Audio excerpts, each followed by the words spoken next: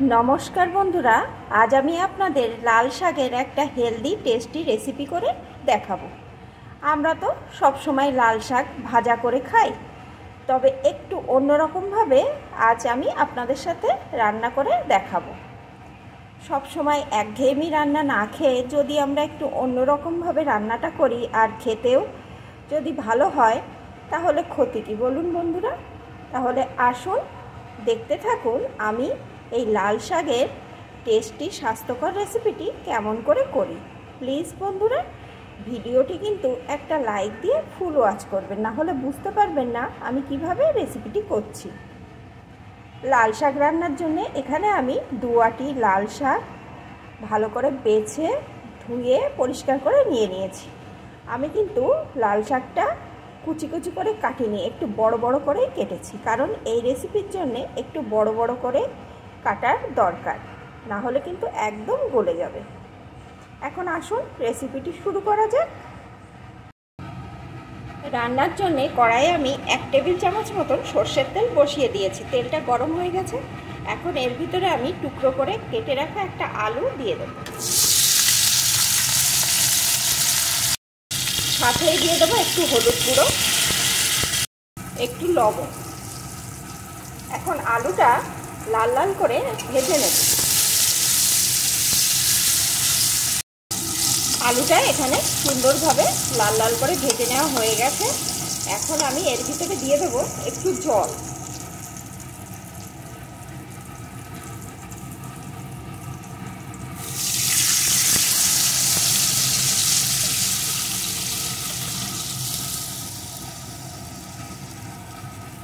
এখানে 1 কাপ পরিমাণ জল দিয়ে দিলাম, সাথে দিয়ে দেবো 2টো চেরা কাঁচা লঙ্কা।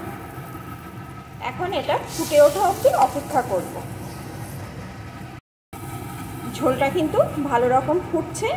এখন বেছে ধুয়ে রাখা লাল শাকগুলো এর ভিতরে দিয়ে দেব।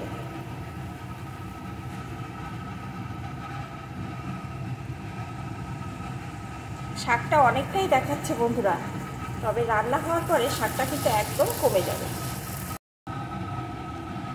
শাকটা দেওয়ার পর আমি একটা পাত্র দিয়ে ঢাকা চাপা দিয়ে কিছুক্ষণ হতে দেব। 5 মিনিট মতন আমি এইভাবে ঢাকা চাপা দিয়ে রেখে দিয়েছিলাম। এখন ঢাকাটা খুলে নেব।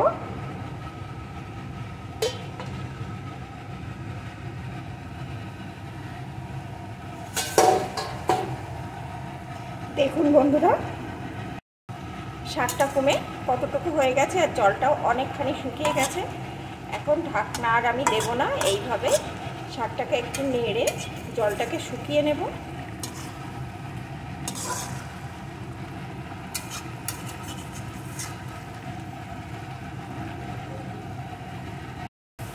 বেশ কিছুক্ষণ আমি এইভাবে জাল দিয়ে নিয়েছি। এখন কিন্তু জলটা অনেকখানি শুকিয়ে গেছে, আলুগুলো ভালো রকম সিদ্ধ হয়ে গেছে।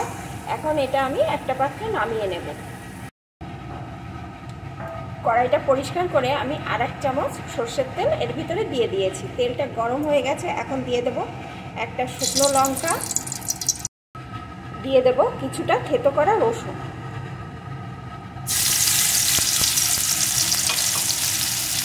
এখন এটাকে কিছুক্ষণ ভেজে নেব।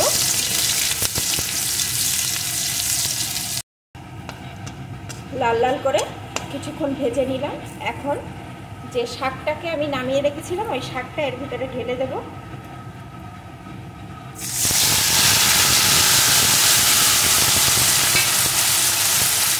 এখন শাকটাকে কিছুক্ষণ নাড়িয়ে নেব। আর বন্ধুরা, এই সময় আপনারা লবণটা একটু চেক করে নেবেন।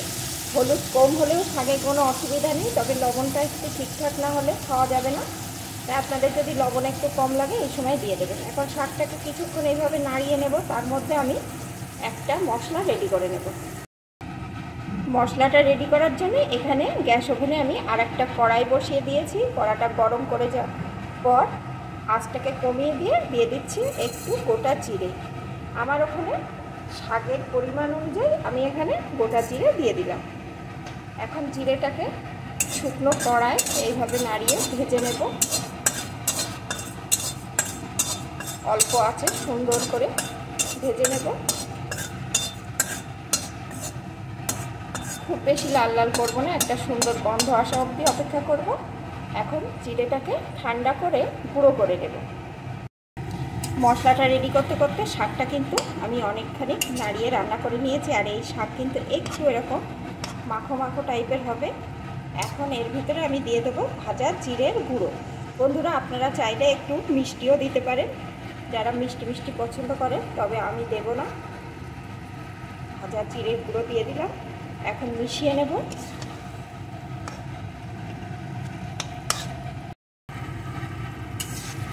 ভালো করে ভাজা জিরের গুঁড়োটা এখন মিশিয়ে নিয়েছি। এখন নামিয়ে নেব। আমার এই শাকের রেসিপি কিন্তু একদম পুরোপুরিভাবে রেডি হয়ে গেছে। এই শাক কিন্তু গরম ভাত কিংবা রুটি যার সাথেই খান অসাধারণ খেতে লাগবে। তাহলে বন্ধুরা, সব সময় লাল শাক ভাজা না খেয়ে এইভাবে একটু মাখো মাখো লাল শাকের তরকারি বা চচ্চড়ি যে যেটাই বলেন, এইভাবে যদি করে খান মুখের স্বাদটা পাল্টাবে, খেতেও ভালো লাগবে। তাহলে বন্ধুরা, আমার রেসিপিটি আপনাদের কেমন লাগলো প্লিজ কমেন্ট করবেন। ভালো লাগলে লাইক শেয়ার করে দেবেন।